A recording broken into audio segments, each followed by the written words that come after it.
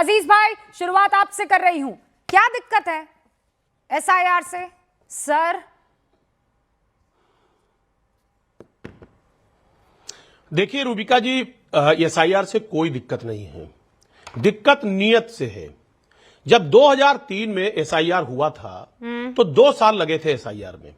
आखिर अचानक 1 महीने में एसआईआर कराने का मकसद नहीं समझ में आ रहा है कि 1 महीने में कौन सी जल्दी है कि 4 दिसंबर तक चीजें खत्म कर दी जाए। उत्तर प्रदेश में अभी चुनाव नहीं है और ना इतनी कोई जल्दबाजी है।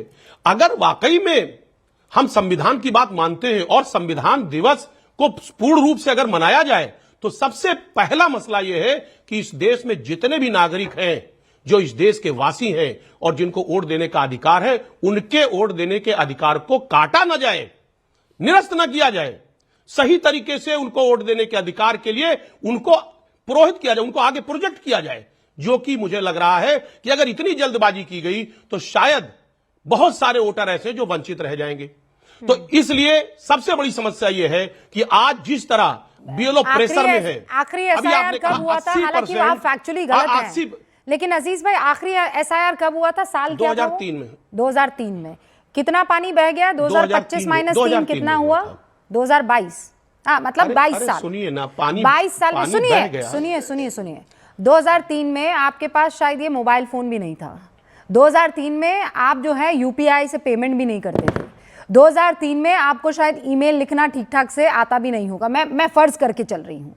2003 में वो डिजी यात्रा भी नहीं आया होगा। 2003 में आधार कार्ड को लिंक करने वाला मसला भी नहीं आया होगा। ये सारी चीजें 2003 में नहीं थी। अब जमाना बदल गया है, आप 2025 में हैं, राइट? तो कितना वक्त लग जाएगा? बिहार में हुआ कि नहीं हुआ अजीज भाई? जी देखिए रूबिका जी, बहुत अच्छी बात कर रही हैं आप। सच ये है कि ये डिजिटल जमाना है और वाकई में मोदी जी ने बहुत प्रचार किया कि डिजिटलाइजेशन है। हाँ? इसी वजह से तो आप देखिए कि पहले चुनाव होता था, शाम तक ये पता चल जाता था कितने % वोट पड़े। आज आप देखिए 4-4 दिन लग जाता है और वो भी प्रॉपर डाटा नहीं आता है। अभी आप देखिए बिहार में 7 करोड़ 42 लाख, 7 करोड़ 42 लाख वोटर वहां पे घोषित किया गया 30 सितंबर में। सुनिए ना मेरी बात कंप्लीट करने दीजिए। पर झूठ नहीं बोलेंगे ना आप। एक फेज के चुनाव आते नहीं, अब ये बात नहीं, अब प्लीज अब बात करने देंगे आप। नहीं, अब बात करने दीजिए। ना अजीज भाई, अब मुझे बताइए 4 दिन बाद कहां का आंकड़ा आया? 7 करोड़ 45 लाख वोटर 4 दिन बाद कहां का आंकड़ा आया? 7 करोड़ 45 लाख वोटर हो गया। कैसे वोटर हो गया? अरे वो तो पहले भी हुआ है, कोई बड़ी बात नहीं है। कहां की बात कर रहे हैं आप? एकदम आप मुझे नहीं, अगर डिजिटल इंडिया है तो एक्यूरेसी होनी चाहिए। व्हाट्सएप नहीं भाईजान, व्हाट्सएप नहीं चलेगा। आप मुझे स्पेसिफिकली बताइए दे रहा हूं और मैं कह रही हूं आप ना उसको चैट जीपीटी गूगल सब खोल के बैठिए, मुझे कोई दिक्कत नहीं है। यू टेल मी कहां आया 4 दिन पुराना, 4 दिन बाद असल डेटा ईसीआई का? और ये भी बताइए कि कहां गड़बड़ी हुई है। हम हवाई बातें नहीं करेंगे। ये बताइए लोकसभा, अरे नहीं, मैं बता रहा हूं, सुनिए मेरी बात। No goal post changing. Lok Sabha में क्या हुआ? नहीं, पहले मुझे ये बताइए। लोकसभा में, अरे सुनिए, गोल पोस्ट नहीं चेंज कर रहे हैं। बिल्कुल मत कीजिए। नहीं, बिल्कुल मत कीजिएगा। अब आप ऐसे बात कंप्लीट करने दें। हाँ, लोकसभा का इलेक्शन हुआ और लोकसभा के इलेक्शन में आपने देखा, सुनिए, जिस दिन वोट पड़ा, वोटिंग डे था, उस दिन परसेंटेज कुछ और रहा और 4 दिन बाद परसेंटेज 4% बढ़ गया, 3% बढ़ गया। ऐसा नहीं हुआ क्या? आपने कई डिबेट किए हैं लोकसभा में और लोकसभा में इलेक्शन कमीशन ने जो अपना डाटा दिया, उस डाटा में उन्होंने % बढ़ा दिया। कैसे % बढ़ा दिया? अगर डिजिटल इंडिया है तो एक्यूरेसी होनी चाहिए और सेम डे आना चाहिए। फिर डिजिटल इंडिया का फायदा क्या हुआ? क्या फायदा हुआ डिजिटल इंडिया का? अजीज भाई, और आप हवाई बातें ज्यादा करते हैं। हवाई, मैं कह रही हूं अगर ईसीआई ने ये काम किया है तो आप लोग ऐसे हाथ बांधकर क्यों बैठे हैं? सुप्रीम कोर्ट ने एक सख्त फैसला क्यों नहीं लिया? आज तो संविधान दिवस है ना, आपको तो हक है।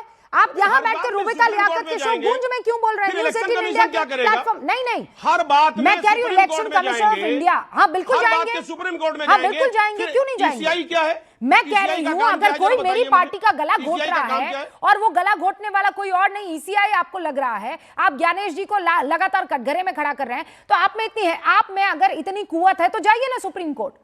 मैं भी देखूं सुप्रीम कोर्ट में आप क्या क्या पेश करते हैं। यहाँ बैठकर हर बात के लिए सुप्रीम कोर्ट, हाँ हर बात के लिए सुप्रीम कोर्ट, मैं कह रही हूँ हर बात के लिए जाएंगे, हर बात के लिए सुप्रीम कोर्ट में जाएंगे, आपको सीरियस मानूंगी। फिर इलेक्शन कमीशन का काम क्या है? कर दीजिए। नहीं प्लीज, इलेक्शन कमीशन का काम क्या है? ज्ञानेश्वर जी के खिलाफ एक बात आप कंप्लीट कर रहे थे रूबिका जी, आपने मुझसे बात किया है, मुझे बात करने जाइए, आप सुप्रीम कोर्ट जाइए। I challenge you, go to the supreme court.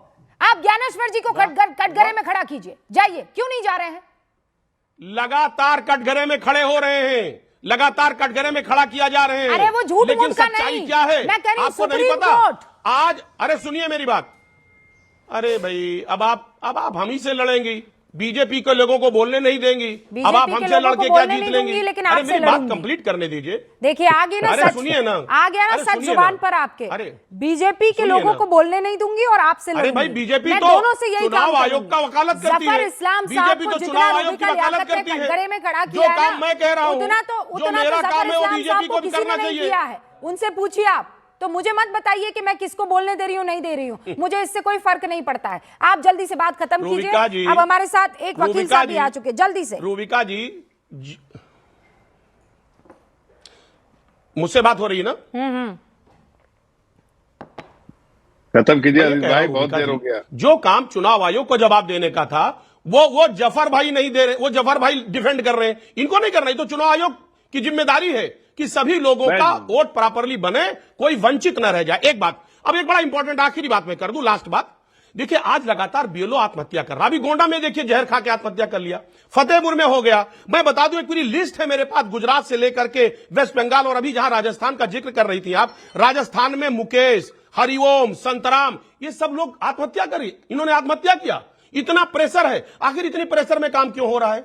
अगर यह समय बढ़ा दिया जाए, 4 महीने कर दिया जाए, तो मुझे ऐसा लगता है कि लोग प्रॉपर तरीके से इस चीज को कर पाएंगे, अपने वोट को सुरक्षित कर प्रवक्ता पाएंगे। ने अपनी बात कह दी है, जल्दी से जफर इस्लाम साहब जवाब दीजिए। और उसके बाद प्रतीक जी भी हमारे साथ आ चुके हैं, सुप्रीम कोर्ट में वकील हैं और बकायदा यहां जो चुनाव आयोग पर लगातार आरोप लगाए जा रहे हैं। Sir, this man has studied a lot about all your questions, और जो भी आप जिस तरीके के भी या प्रोपेगेंडा फैलाया जा रहा है उसका ये नाश करेंगे, मैं ये मानकर चल रही हूं sir, because he studied a lot on this. Alright, Prateek ji आपके पास आऊं उससे पहले जफर साहब, योर टाइम बिगिंस। देखिए ऐसा रूबिका जी, आप ईसीआई की मंशा समझिए, सिर्फ एक ही उनका जो है उनकी मंशा है कि शुद्धिकरण होनी चाहिए वोटर लिस्ट की। अब वोटर की लिस्ट की शुद्धिकरण में किसी पॉलिटिकल पार्टी को सपोर्ट करना चाहिए कि उसका विरोध करना चाहिए, ये अपने आप में एक बहुत बड़ा क्वेश्चन है। जो सपोर्ट करते हैं उनको, जैसे भारतीय जनता पार्टी सपोर्ट करती है कि शुद्धिकरण होना चाहिए, भाई कोई भी ऐसा नागरिक जो आज है, जो नागरिक नहीं होना चाहिए इस देश का, उसको नागरिकता कैसे मिली, क्या क्यों मिली और क्यों वोट दे रहा है, क्यों उसके रिसोर्सेज पे, देश के लोगों के रिसोर्सेज तो काबिज है, उनको हटना ही चाहिए, शुद्धिकरण होना चाहिए। इसलिए हम सपोर्ट करते हैं, ईसीआई की इनिशिएटिव को सपोर्ट करते हैं। लेकिन जब ममता बनर्जी, राहुल गांधी, अखिलेश यादव इस तरह की बात करते तो समझ में आता है, ममता बनर्जी धमकी दे रही है कि पूरा देश हिला दूंगी। अरे भाई खुद हिली हुई है, वो हिल रही है ऐसे इसलिए कह रही देश हिला देंगे, देश नहीं हिलेगा, वो खुद हिल रही है। आज आपने दिखाया ना रूबिका जी कि वहां बंगाल में ऐसे लोग बैठे हैं जो देश के नागरिक नहीं, बांग्लादेश से आके यहाँ पर बैठे हैं, न यहाँ पर बहुत सारे कार्ड हासिल कर लिए, गलत तरीके से नागरिकता हासिल की है और अवैध तरीके से रह रहे हैं।